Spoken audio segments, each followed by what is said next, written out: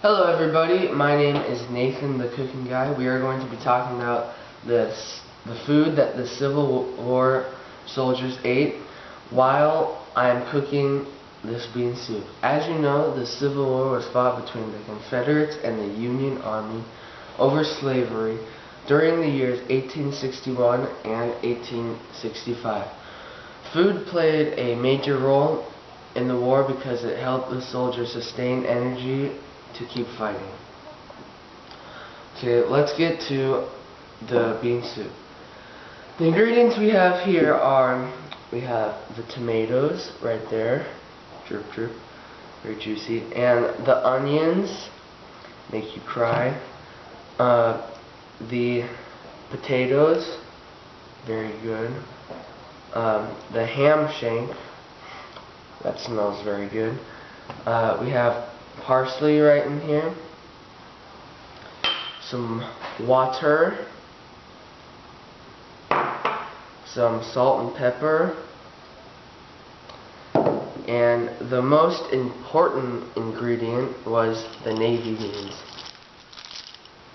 Very good. So let's talk about the tomatoes. So the tomatoes, which you might think as a vegetable, were actually a fruit. And fruit was very important for the soldiers because without it they might get scurvy, and scurvy is a terrible disease that results in tooth loss, receding gums, rotten lips, jaws, and cheeks. So the soldiers need their fresh fruit. Alright, so I'm gonna get to cutting these up and I'll see you in a bit. Hey, I'm back and I've got all of the ingredients all chopped up. The potatoes, tomatoes, and onions. But right now I'm just going to tell you a little bit of facts about the food. And here's one right now. So about the rations. So each soldier, they got 12 ounces of pork or bacon and 1 pound and 4 ounces of salt or fresh beef. They also got 1 pound and 6 ounces of soft bread, or 1 pound of hard bread, or 1 pound and 4 ounces of cornmeal. So they gotta choose a little bit there. But the things that they didn't get Lucky Charms, they didn't get Cheetos, they didn't get donuts. So we're lucky.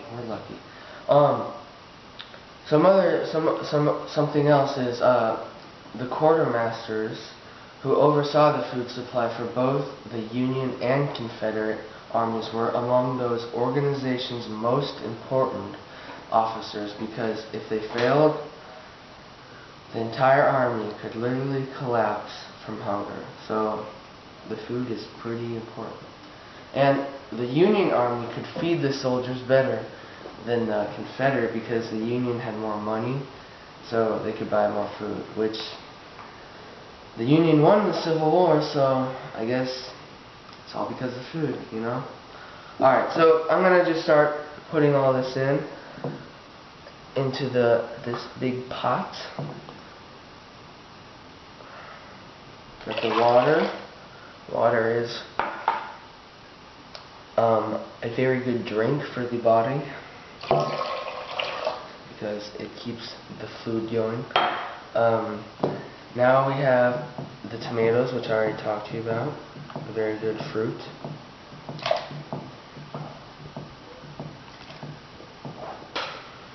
And we have the onions right here.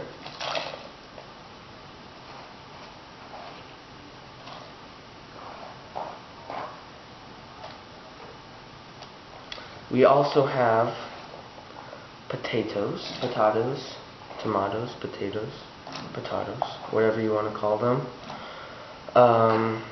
Yes, very good.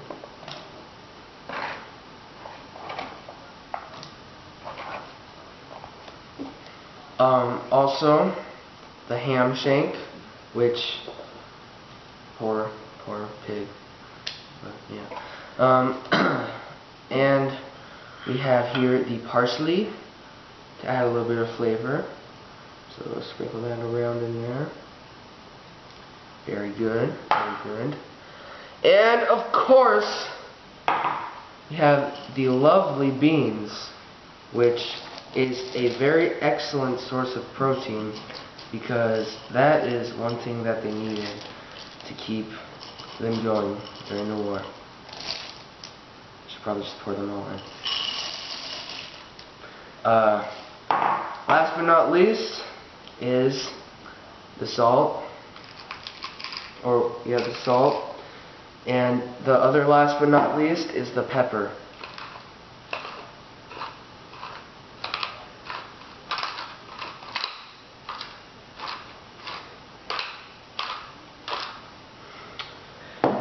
Alright, I'll stir all this up.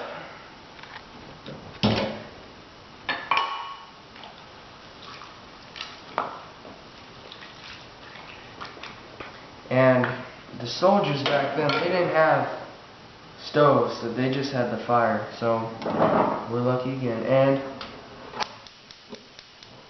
I will see you guys in an hour or so, and to taste this delicious soup. I'll see you later. Alright. Hello guys, I am back with the bean soup. And before we get taste testing, I want to talk to you a little bit about coffee. Coffee was a luxury for the soldiers, and like it was pretty much heaven for them because they needed their coffee to keep going. And so, but the Union had a very good supply of coffee because they were very rich and they just got the coffee beans. But the Confederacy, on the other hand, was not so lucky because the blockades impeded its flow of equipment and arms and even food. So they were forced to make the coffee out of chicory, burnt corn, peas, potatoes, peanuts, and even acorns. So I just thought I'd tell you about that, and yeah. But now, let's get back to the soup. Oh, look how good that looks. Do you see that? That is some high quality soup. Alright. Let's try this out.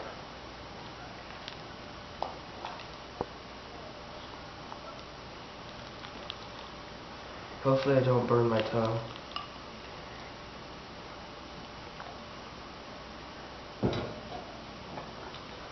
Okay, here I go.